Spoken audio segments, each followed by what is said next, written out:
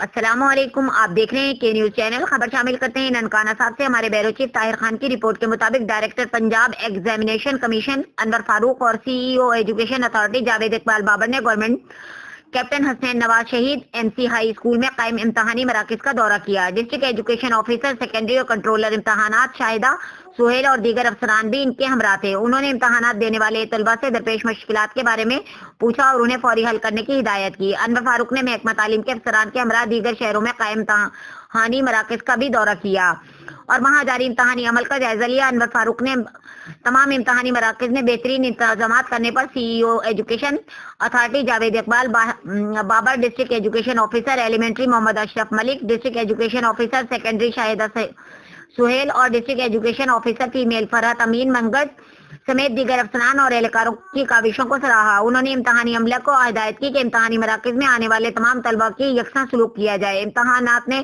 بوٹی مافیا اور نقل مافیا کی حوصلہ شکنی کی جائے تاکہ امتحانات دینے والے طلبہ معاشرے کے مفید شہری بن سکیں۔